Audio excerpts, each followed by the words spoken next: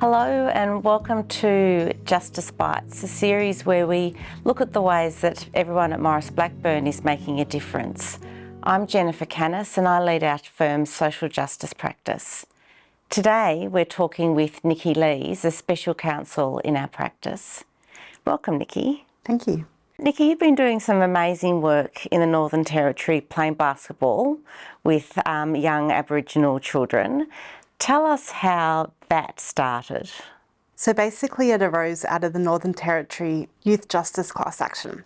So this was the class action that the firm was running that went for over 5 years and ultimately ended up settling for $35 million. And it focused on the treatment of young people in Dondale in the Northern Territory.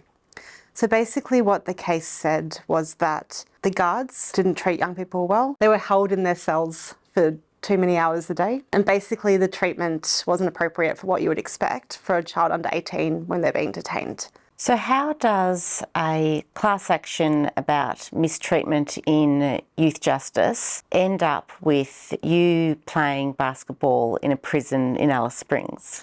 So when I was up there in Alice Springs, I was speaking to a lot of different people in the community around our class action. And there was a consistent theme that they kept saying to us, which was, lawyers come in, they run these big cases, they get large amounts of compensation, they pay people and they leave.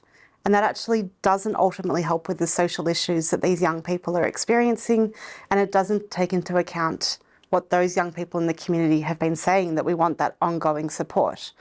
So we thought, okay, we can try to do this a bit differently at Maurice Blackburn. So we asked Justice Mortimer, now Chief Justice of the Federal Court, if she would be open to using some of the settlement money for a financial capability reserve. And had that ever been done before? That had never been done before. So we were being quite creative in how we were thinking about this, and we were really trying to listen to what the community was telling us had been the problems in the Northern Territory before.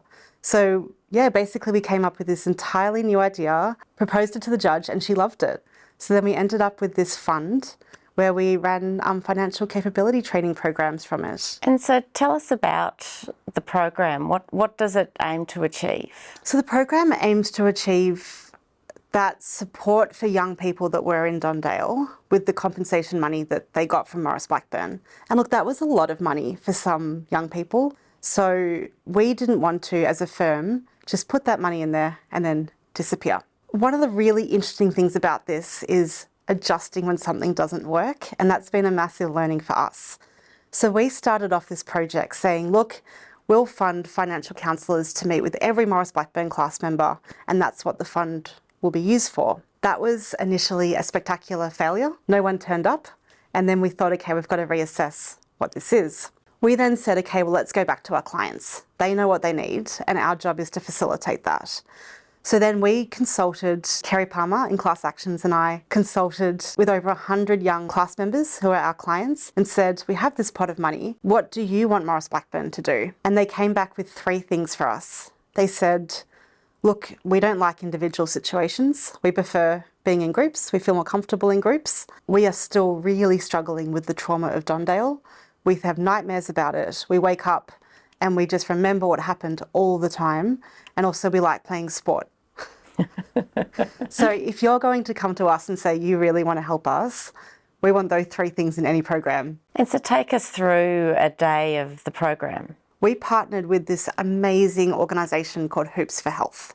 It's run by a man called Timmy Duggan, who's a First Nations man, and he has run this program for over 10 years. What he does is he brings that trauma-informed, fun aspect to the program. So he comes in and he does about half an hour of emotional regulation, talking about their experiences if they want to, in a really safe space. And he really focuses on profiling First Nations success, about how not everything is negative and there's so many amazing things that you can do, even if you've been through something like being detained in Dondale. We then have a financial counsellor that attends each session and they talk about, okay, you got the compensation money. What are your thoughts about it? Do you have any goals? What would you like to do with it? And then we open up the floor to the young people themselves to talk about issues or questions they might have with the compensation money. I then often, if I'm there, I'll explain why they got the compensation money, because that's such a big thing that often people we found weren't understanding why it was wrong how they were treated. We want to make sure that that sort of knowledge aspect is there too. And then there's the basketball. And so with these young kids, what sort of financial literacy skills do they have?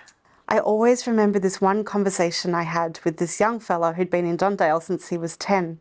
And Kerry and I were actually sitting with him at a cafe in Darwin, and we said, what would you like out of this program? What skills would you like to develop? And he said, you know, they didn't really give us school in Dondale. My entire youth, I missed out on these skills. And so it's amazing that you guys want to give us this money, but I'm scared. I actually don't know what to do with it. And then he said this statement that really resonated with me, which was, how do you expect me to manage my money if I can't manage my emotions or my day-to-day life? And so that really informed the program and what we tried to do around that emotional regulation and broader life skills part. And you're not just going in for a day, are you? The entire point of the program is its sustainability aspect, that these things don't work if you go in for a day. And that again comes from the community consultation. It comes from talking to partners in this space, that this has to be an ongoing program. So at the moment in Alice Springs Correctional Centre, we go in every week. I mean, I don't, but the program runs every week. And in Darwin Correctional Centre, it runs every week too. We also run community programs. We run them in Alice Springs. We run them in Darwin. We've tried running them in remote communities, and that's something we want to work more on. But we've found that it needs to be that ongoing long-term engagement, for people to trust you, and also for people to feel safe that they can actually talk about the issues that they're facing in their lives. And have you done any evaluation of the program and to work out if it is actually working? So in terms of evaluation, we have tried to go down that path. What we've done is we've spent a lot of time talking to young people about what they've enjoyed about it, what's been useful, and what are skills. They saying? They've said fascinating things. So one young person told me in the jail that it was the most useful program he'd done in 9 years in the jail, which I think was really positive feedback. At the end of last year, we sat down with a group of young people and we said, would you like Maurice Blackburn to keep funding this? Is this the best use of the court money? And the comments that I got was, yes, please don't leave us now. People come in all the time and then leave, and we're on our own again. So it's really important for us to not be another one of those organisations.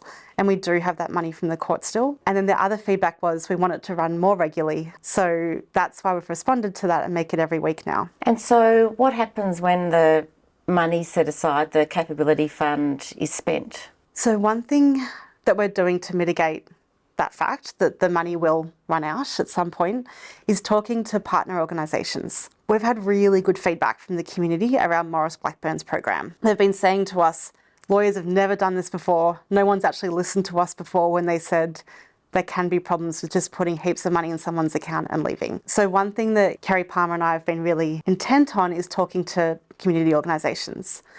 And there's, in the course of those conversations, the possibility of getting some money and grants to keep the project going is in the works. Yeah. And if people are interested in finding out more about the program, where can they go? Where can they find out more?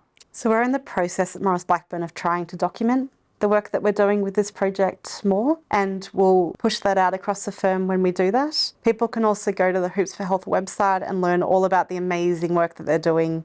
They partner with US organisations on trauma-informed work, and it's just a really interesting read.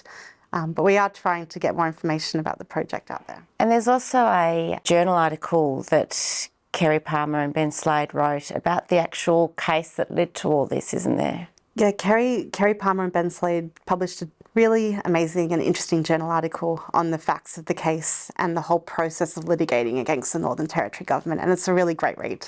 So class actions don't happen without a lead plaintiff, and in this case our lead plaintiff was a young man called Aaron. It's been a big journey for him personally as well, hasn't it? We're so proud of Aaron in how he's gone on this journey with us in this case. Speaking to Aaron, he's really open about the fact that he was in Dondale from a very young age. He would try to tell people what was happening in Dondale and no one would listen to him. He tells stories about guards ripping up complaints in front of him and saying, who do you think you are? You don't have the right to even complain about us. So it wasn't until Maurice Blackburn actually believed him, and then Ben Slade and Kerry Palmer in class action started the case and did an amazing job running it. And Aaron flourished. He took on that responsibility and he led the case on behalf of 1,200 other young people. What we then saw when the case finished was that he wanted to make sure that no one else went through the same situation that he did.